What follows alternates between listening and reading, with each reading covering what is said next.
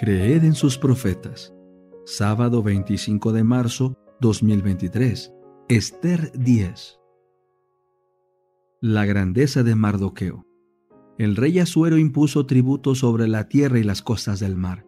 Todos los hechos de su autoridad y de su poder y el acta de la grandeza de Mardoqueo, a la que lo elevó el rey, ¿no están escritos en el libro de las crónicas de los reyes de Media y de Persia? Porque el judío Mardoqueo fue el segundo después del rey Asuero. Él fue grande entre los judíos y estimado por la multitud de sus hermanos. Procuraba el bienestar de su pueblo y promovía la paz entre todos los de su linaje. El conflicto de los siglos, capítulo 3. Una era de tinieblas espirituales. En todo tiempo, el mismo espíritu de odio y de oposición a la verdad inspiró a los enemigos de Dios, y los siervos de Él necesitaron la misma vigilancia y fidelidad. Las palabras de Cristo a sus primeros discípulos se aplicarán a cuantos le sigan, hasta el fin de los tiempos. Y lo que os digo a vosotros, a todos lo digo, velad. Marcos 13:37. Las tinieblas parecían hacerse más densas. La adoración de las imágenes se hizo más general. Se les encendían velas y se les ofrecían oraciones. Llegaron a prevalecer las costumbres más absurdas y supersticiosas. Los espíritus estaban tan completamente dominados por la superstición que la razón misma parecía haber perdido su poder. Mientras que los sacerdotes y los obispos eran amantes de los placeres, sensuales y corrompidos, solo podía esperarse del pueblo que acudía a ellos en busca de dirección, que siguiera sumido en la ignorancia y en los vicios. Las pretensiones papales dieron otro paso más cuando en el siglo XI el Papa Gregorio VII proclamó la perfección de la Iglesia romana. Entre las proposiciones que él expuso, había una que declaraba que la Iglesia no había errado nunca, ni podía errar, según las Santas Escrituras, pero las pruebas de la Escritura faltaban para apoyar el acerto. El altivo pontífice reclamaba además para sí el derecho de deponer emperadores y declaraba que ninguna sentencia pronunciada por él podía ser revocada por hombre alguno, pero que él tenía la prerrogativa de revocar las decisiones de todos los demás. El modo en que trató el emperador alemán Enrique IV nos pinta a lo vivo el carácter tirano de este abogado de la infalibilidad papal. Por haber intentado desobedecer la autoridad papal, dicho monarca fue excomulgado y destronado.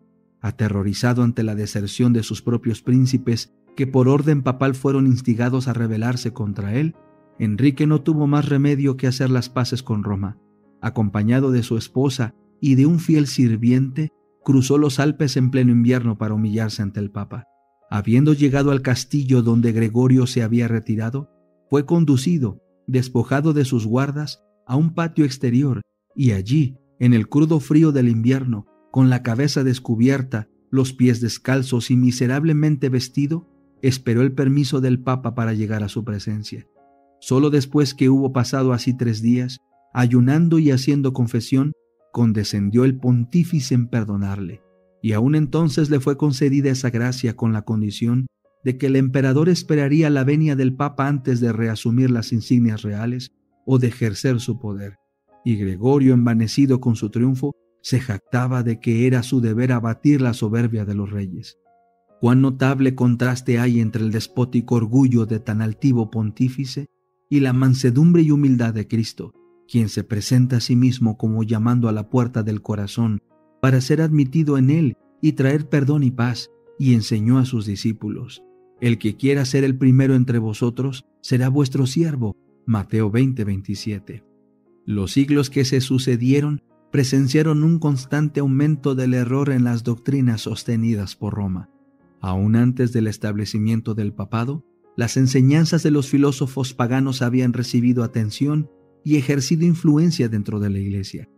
Muchos de los que profesan ser convertidos se aferran aún a los dogmas de su filosofía pagana, y no solo seguían estudiándolos ellos mismos, sino que inducían a otros a que los estudiaran también a fin de extender su influencia entre los paganos.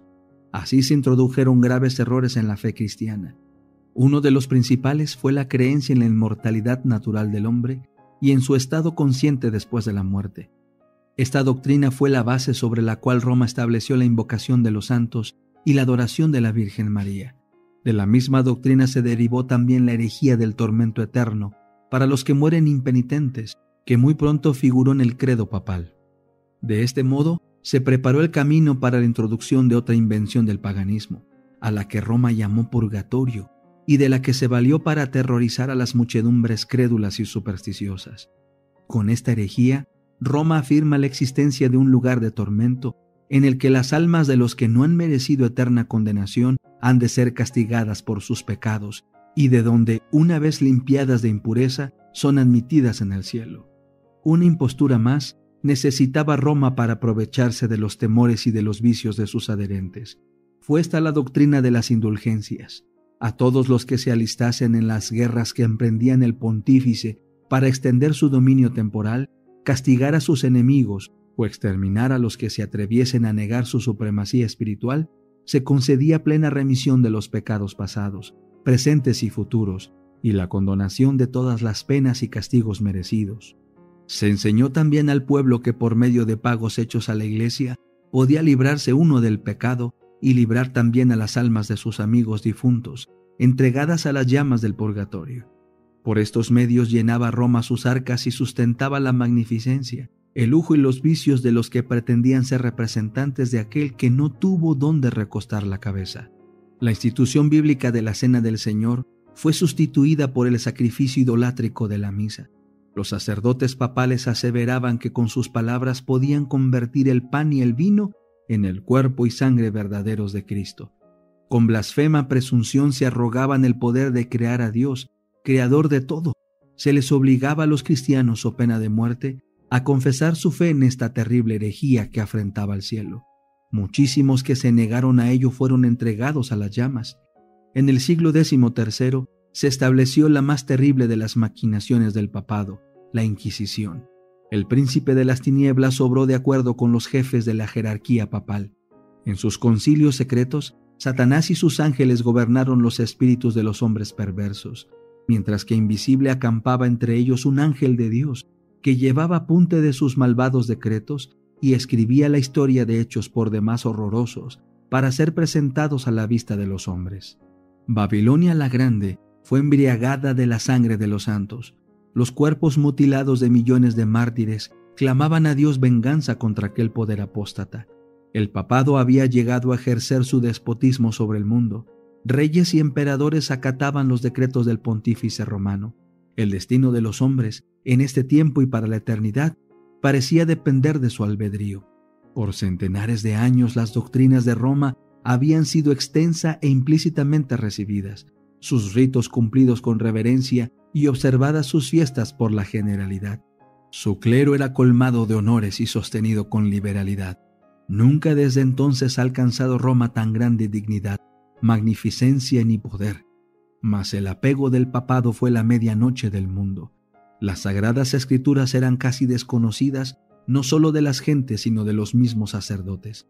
A semejanza de los antiguos fariseos, los caudillos papales aborrecían la luz que habría revelado sus pecados. Rechazada la ley de Dios, modelo de justicia, ejercieron poderío sin límites y practicaron desenfrenadamente los vicios. Prevalecieron el fraude, la avaricia y el libertinaje. Los hombres no retrocedieron ante ningún crimen que pudiese darles riquezas o posición. Los palacios de los papas y de los prelados eran teatro de los más viles excesos. Algunos de los pontífices reinantes se hicieron reos de crímenes tan horrorosos que los gobernantes civiles tuvieron que procurar deponer a dichos dignatarios de la Iglesia como monstruos demasiado viles para ser tolerados. Durante siglos Europa no progresó en las ciencias, ni en las artes, ni en la civilización. La cristiandad quedó moral e intelectualmente paralizada. La condición en que el mundo se encontraba bajo el poder romano resultaba ser el cumplimiento espantoso e impresionante de las palabras del profeta Oseas. Mi pueblo está destruido por falta de conocimiento. Por cuanto tú has rechazado con desprecio el conocimiento de Dios, yo también te rechazaré. Puesto que te has olvidado de la ley de tu Dios, me olvidaré yo también de tus hijos. No hay verdad, y no hay misericordia, y no hay conocimiento de Dios en la tierra. No hay más que perjurio y mala fe, y homicidio y hurto y adulterio. Rompen por todo, y un charco de sangre toca a otro. Oseas 4:6, 1 y 2. Tales fueron los resultados de haber desterrado la palabra de Dios.